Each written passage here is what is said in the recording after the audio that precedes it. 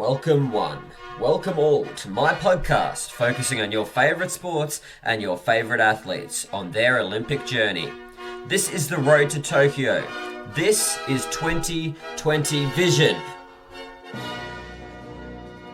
Hello and welcome to episode 12 of 2020 Vision. On this week's episode we have the fabulous athletes Anna Blackwell and Katie Hayward, both race walkers, which leads me to something that I've been planning on doing for a while, and that's talking a little bit about my background. So I started off at the age of, under nines in Little Athletics down in Elizabeth Little Athletics Club, now Playford, and we started off doing the race walking, the 1,100, went on from there, and I wasn't, I'm not hating on mum for this, but I wasn't allowed to go to states until under 12s. She was just a bit worried about the idea of losing, which is fair enough. And we hear that from athletes. We do not like it when it comes to having those issues with losing. It does affect our mentality and stuff like that. So we waited. I ended up competing in my under 12 state final, 1,500 metre walk, and I won. I think I only won by 0.3 of a second, but hey, I got the gold, and it kind of pushed me further in life to want to achieve.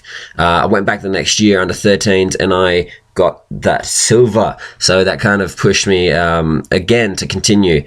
And then from under 14s, 15s, 16s and 17s, I managed to get the gold. Got a couple of state gold medals, but it was just the idea of the mentality, and during that time watching Olympians compete, I just enjoyed seeing these and seeing these guys do what they do, and the mentality in a sense. I'm constantly on about this mentality thing, and that's what I talk to people about.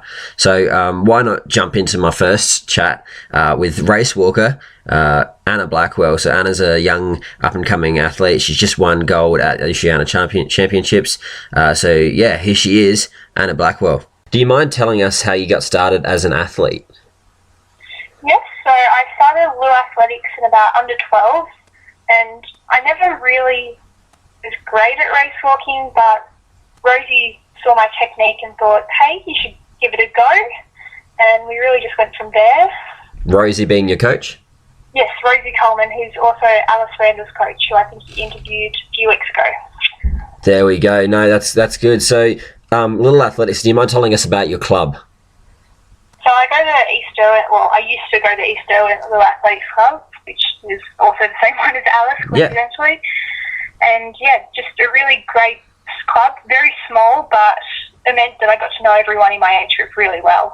The smaller the better, I say. Like the way it works better when you're in a smaller organisation. So where did you go from Little Athletics? They obviously seen that you had potential. Was it yourself that took you to the next level, or you had your coach? Yep, so I started training with Rosie, and for the first few years I was race walking in Little Athletics. I wasn't great, and then I ended up winning and getting the meet record in 2015 in under 15 championships, I think. And then I transitioned into senior interclub, which is of a weekend still, into the Old Vigilians Association, which is also Rosie's club. And then I just sort of started to go from there, competing at state competitions and eventually at national competitions and international competitions. Is there anyone that you've looked up to during your time as a race walker that's just pushed you that extra mile? Yeah, so definitely Jane Bird-Smith and Jemima Montag. I saw them both at the Commonwealth Games win, and it was sort of a bit of a turning point for me. I started to train harder, and I wanted to get to where they were. Now, we know that Dane has his bird thing that he does at the end of his races. Is there anything that you reckon you could whack out if you won a big race? Oh, I don't know. I'll probably just cry, to be honest. Just be so excited. No, it would be an exciting moment. Now, have you had any of those so far in regards to winning the big titles that you want to tell us about? I think last year at the National Road Walking Championships, I've had a long string of fourth places, and to go into that competition and to finally end up with that bronze medal, it just gave me the confidence I needed to keep going and do well at the next competition. And it was just such a big moment for me, because I'd seen Alice win medals and my other training partner Will Robinson just win national medals as well, and it was just a great moment to finally have a medal, I guess. That it is an amazing it's an amazing feeling when you get that chance to stand up on the podium, no matter what, if it's third, second, or first. Like, it's still, you've accomplished something there. Is there any words of advice that you've been given growing up that you just took with you through your races? I was always told a mantra, accuracy before speed. You always got to think that. So is there anything that you've been told? Not like one thing that stands out, like one phrase, but it's just really, the technique does come before the speed, because in race walking it is such a technical sport. Yeah. No, definitely. So you've got nationals coming up at the end of the year. Do you mind telling us about what you're doing in regards to planning for that? Yep, so I've got nationals in about 8 weeks, which is the Road Walking Championships again. I'm just at a point, I've just come out of the Oceania Championships, so we're just having a little bit of a break at the moment and just starting some light training, but I've also just had some minor surgery, so it's just really trying to slowly come back into training at the moment. But it's going to start building up, and I'm going to start doing the longer distances, because over the next year or so I need to start transitioning into the 20 kilometres. Yeah, there is that push that sadly we need to make as race walkers in regards to the extra length, and it does hurt our bodies, but yeah, it sounds like you've got it in you in regards to mentality. Now, what would you like? We do have issues in regards to when it comes to the mental part of race walking, and not only that, but athletics in general. What do you do to push yourself that extra step? To, you know, if you wake up in the morning, you're not quite feeling right, what do you do to push yourself across the line to make sure you're feeling okay? Just making sure I'm getting in like the right nutrition, right food, water, sleep, and just, if I'm not feeling like it, I know I just need to get on the track, because once you start, it's so much easier to keep going. It's just getting to that start point and just pushing, just thinking about where I want to get. The only way I'm going to be a great race walker or do the good times that I want to do is if I train hard, so I just have to keep that in mind. Is there anything that you do with yourself in your spare time apart from race walking? Yes, so in the last probably 6 months I've taken up rowing. So I've started rowing with my school club, and as I'm in year 12 I've finished rowing with them, and I started rowing with the Tasmanian University Boat Clubs.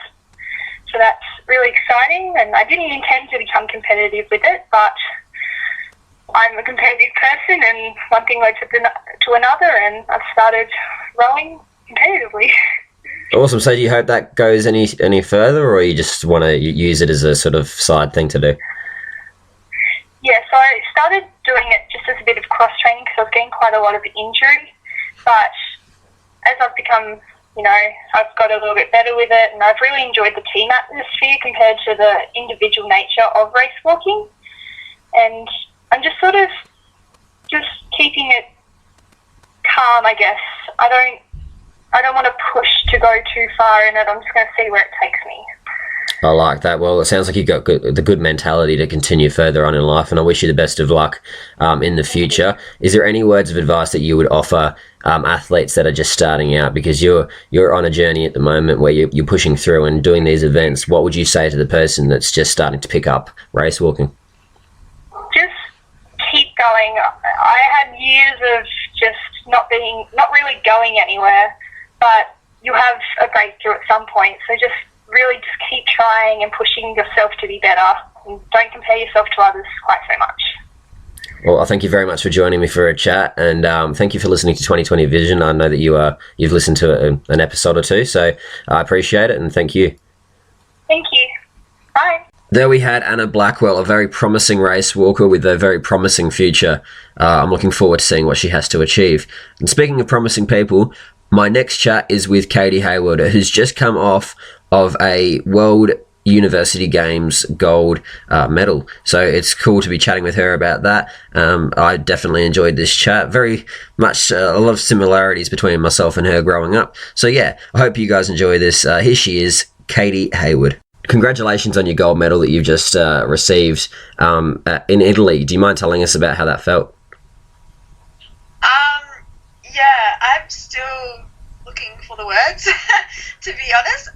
But I think just crossing that line just really, I don't know, it was just like one of those moments that you just take it all in and just like, wow, how did I get here? It's just an insane moment that not many people can, really ever experience. And seeing my coach like there, and people that have supported me throughout this journey, and then also looking behind and seeing Jem cross the line and hugging her and holding the Australian flags together first and second was like I said, an amazing moment in time that I will never forget. It was such an amazing winning those sorts of things kind of makes you flash back a bit and think about where you came from. Do you mind telling us where you started? So I started 10 years ago, actually, 2009, at Gold Coast Little Athletics. So I did a bit of cross country behind that. So I had a little cross country background, so fitness was pretty alright. And one night I heard that there was this walk, and it was like an 1,100 meter walk. And I'm like, okay, is it just a walk? And they're like, no, it's actually a sport. You got to actually try, and they showed me the sort of style, and I'm like, okay, well, it was only 1,100 meters. I'm like, okay, I should be able to last this. And I hopped in the race, and I don't know, I think everything just came together. I just picked it up, and I went straight to the front, and I won. And I think any 11-year-old girl, any 9-year-old girl would think, wow, whoever wins, it's like, well, what is this sport? This is cool. And this man came up to me and said, wow, you really, you picked that up very fast. I run walking clinics on Wednesdays if you ever want to come. And I was like, yeah, sure, why not? I was pretty proud of myself, so I'm like, sure, I can give this a go. And fast track, 10 years later, he's my coach today. So we've been together for 10 years, and it's been an amazing journey to share all these crazy moments together. Who's the coach in question? My coach is Steve Langley. So he comes to all my competitions domestically and traveling all around the world out of his own money, and it's insane. And he doesn't even want me to pay for any sessions. He just does it because he loves it, and I think that's an amazing thing. Well, that's amazing. Yeah. And you've said before that it was cool to see, when you crossed that line, seeing him at the end. What was the first genuine feeling that you got of success doing the sport after that under 9 race that you did? Did you go on and then do state finals and stuff like that? After the Little Athletics? Yeah. So walking's only in high school. So the years after that, I just did at Little Athletics. And then once I got to high school, there was 1,500 for states, and then you did 3K for nationals. And I won the 1,500 meters at states, which again was insane because I actually broke the record as well. So that was an amazing a little boost to start off my walking little career in high school. And then from there we went to nationals at the end of the year, and I came second, which I think in hindsight was probably the best thing that's ever happened, because it just made me more hungrier. And then the year after that I kept coming second again, and then 2015 I got my first ever gold at Sydney Olympic Park for Australian juniors. And since then, I hate saying it, but I haven't come behind anyone since, so in my age group, and I give it all the credit to my coach and his planning and patience with me, and No, that's awesome. So what you talked about hunger there. What's the sort of thing that fuels you? What makes you keep going? Obviously, you had those second place. That would have been one of those things. Is there anything else that you use to push yourself forward? I think just having long-term goals. It's weird that I say it, but when I was 9, I was like, wouldn't it be great if I could be Olympian one day? And I think that's always stuck with me. So I always see next competitions as like stepping stones. So if I can get to this stage, then okay, I'm on my way, and that just gives me that extra hunger that I'm in the right direction, and I'm moving up the ranks. So yeah. That's awesome. I like that mentality, especially at the age of 9. I'm pretty sure I was only keen on playing video games and stuff like that. So it's good that you had that idea. So what do you do in your downtime? I know you can't be walking all the time. So what do you are a university student, hence why you went to the university games. Do you mind telling us what you study? So this year I actually went full-time to part-time just because of international competitions, of course. So I study occupational therapy, and I'm in my second year at uni with that. And so I do that when I'm not walking, of course. And I'm enjoying that, and I'm doing placements this year in aged cares and home care. And it's something that I have, and also another massive passion with. I love helping people, and I also love helping and just seeing people improve in their daily life, because I can relate to it a little bit as well myself, where a couple of years back I actually had a major stress fracture myself, and I was out of the sport for quite some time, about 9 months, and just not being able to walk was something that I saw as part of my identity, and I couldn't even run, so I had to pick up swimming 3 times a week, and then had to go on the bike. And just seeing, people that I train with be able to train just annoyed me, frustrated me, and made me more hungry. And then the year after that, I came back and I won. I won stakes again. And I think just with that, it just gave me the extra hunger that, okay, if I can push myself through other things like cross training and come back stronger, I want to help people that, have gone through strokes or, people passing and just don't want to get back on their feet. I just want to show things are possible. You just gotta have grit, determination, and we're all here and I'm here to help you succeed in whatever you want. So that's why I chose to study OT. Compassion is somewhat lost in the sport nowadays, and it's good to hear that you keep that in your stride, and you choose to follow that sort of path. I love that. So that's what I decided to do. Grateful. But apart from studying, I also I work a little bit part-time at Coles in the deli, and I also work in the checkouts. And then when I'm not working, as a normal teenage girl, I hang out with my friends. So I'm from the Gold Coast, so I go to the beach or go to cafes, go on hikes. I love keeping active. I love going outside. It just gives me, I'm like an extrovert, so it gives me the energy to get through my day instead of being locked in the house and not doing anything. So minus the teenage girl growing up on the Gold Coast, you've pretty much described my childhood growing up. I was also a Coles boy and did check out in Delhi, race walked as well and all that sort of stuff. So it's cool. And as well, I work in disability care. So there you go. That's really awesome to hear. I like that. That's cool. Yeah. Oh, cool. Something similar. Yeah, exactly. No, well, I don't have any gold around my neck, but that's fine. So what's next for you? We've got 2020. That's obviously an aim and a goal. Yeah, so that's a major goal. But before that, I have Doha.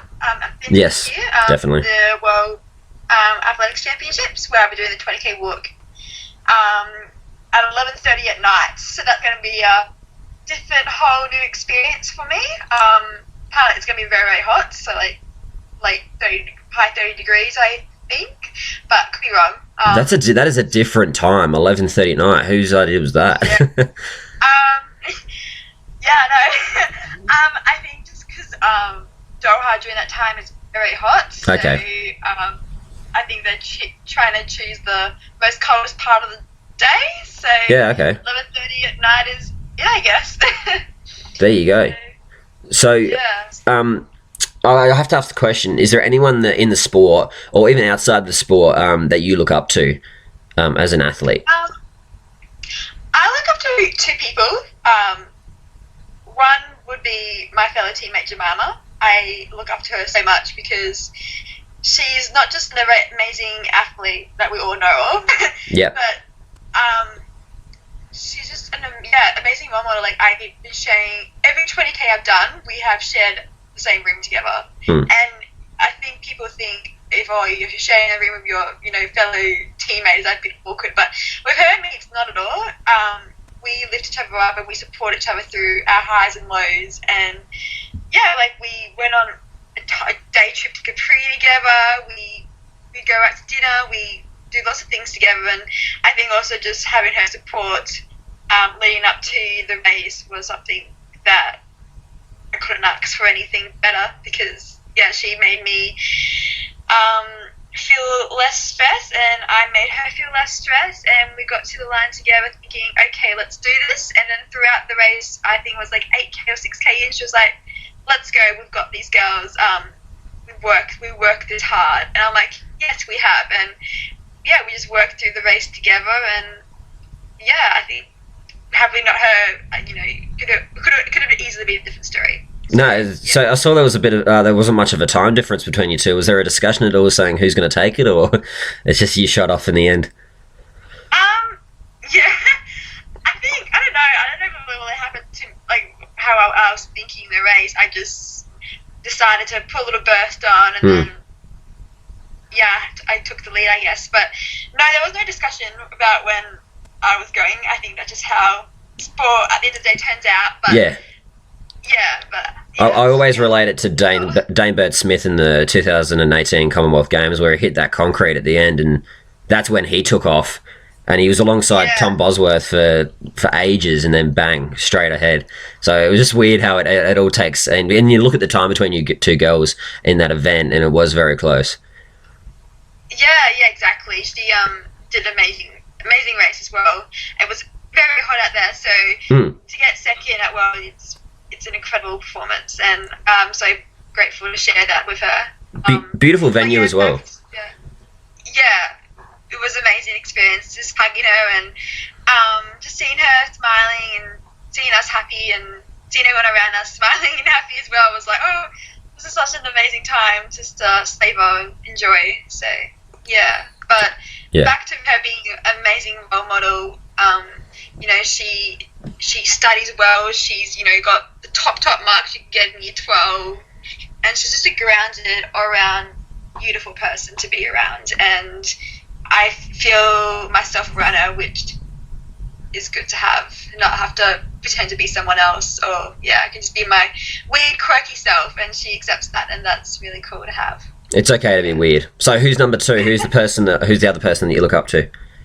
I don't know if you know her, but she's a professional surfer, Bethany Hamilton. The name does ring a bell.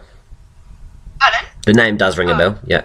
Yeah, so a bit of backstory with her. She lost her arm when she was surfing at the age of 13 on Halloween, so that's a bit of a scary day. Yeah. But she's from Kauai in Hawaii, and yeah, she always was like, she was like similar like me, like how I wanted to be an Olympian, she wanted to be a professional surfer. And I think losing your arm is something that is challenging on its own, but also if you want to be a professional surfer, having 2 arms is is quite handy to have. But she didn't let us stop that. She was like, the shark didn't kill me, so, and I know what I want to do in my life. And she did extra strength work, extra what she had to do. Her dad was a coach as well, which he knew her inside and out, and he helped her throughout that. And then the next year she won her nationals at the age of 14 with 1 arm, and then from there she went on to become a professional surfer. So I just see someone that can lose part of their body and become world champions, professionals, then why is that stopping me? I have an extra arm than her, so so I think how she took it is something I look really up to. Yeah, that's awesome. Really. And in a sense, would that be what's kind of led you into your care role as well, like because you want to help people like her as well, or am I right in saying that? Well, similar, I guess. It just shows that when you, like, for OT, like, if people, like, lose an arm or, don't have something happen traumatically in their lives, people like Bethany in the world gives people hope and something to inspire to be like and think, wow, you know, that is possible. It's not impossible in life. There are so many different journeys you can take and ways to get there. There's not always one specific way, and that's what makes us human as well. We're all individual, and what one way may work for someone may not work for them, but there are so many ways to try, and and like people say, many roads lead to Rome, so you just got to find your one, and that's what I want to do and help people through that as well. So yeah. That is awesome. Yeah. Well, you've got a very amazing sort of way about you. You sound so young, but yet you seem so old in a sense, in the way that you've travelled through life so far. And I just want to say well done on what you've achieved. I do have one last question for you. What words of advice would you give to those that are starting out in the sport, or not only race walking but everything? What words of advice would you give them? I think just don't get caught up with the whole winning so early on. Winning at 10 is amazing, but in saying that, I don't remember people that have won at 10 when I'm 19 right now. Like, I don't remember anyone like that. So I think don't get caught up with the whole winning. I think you should just embrace being healthy, doing what you love, and just taking each step as it comes, each team as it comes, embracing all the friendships, because if you keep loving it and that keeps motivating you, then you'll end up finding yourself, in an Australian team or somewhere where you strive to be, and then you'll stop like I did. Well, you need to think, wow, how did I get here? This is such an insane period in my life, and it was through just constant love and not constant, I've got to win. It's different mentality, and I think that's where a lot of kids get lost up and get stressed and high anxiety, and that's when we lose them. And it's sad but true, and I think we need to have a massive support around how we move our kids up to the next level in seniors, because we have a lot of what's the word, talented kids out there that we are losing. So yeah. Well, I wish you the best of luck in your future. Many green and gold moments ahead for you. You're only 19, as you said, so it's kind of scary. 19 this Tuesday coming, 23rd. Okay, so you're 18. That makes it even better. Yes, I'm calling myself 19 at the moment. You're allowed to do that. Wait until you get to 22 when you can sing Taylor Swift. That's the best part. That's what I'm planning to do. It's like, you got to do it. I did, and I'm a dude. All right, so well, thank you very much for joining me, and I wish you the best of luck on your day, and of course this year leading up to World Champs, and next year 2020 Tokyo. Thank you so much. That's okay. We'll catch you later. Bye. There we had the very inspiring Katie Hayward. We wish her the very best at 2020 Vision on her green and gold journey. She's going to be very successful, as well as Anna. I think them both are being on the podcast. That comes to the end of episode 12. I thank you very much for joining me. Join me next week. Who knows who we're going to get. Thank you for listening to another episode of 2020 Vision. If you want to find us elsewhere, go to Podbean, YouTube, or Spotify and type in 2020 Vision. You can also find us on Facebook. Thank you very much for joining us, and we'll see you again next week.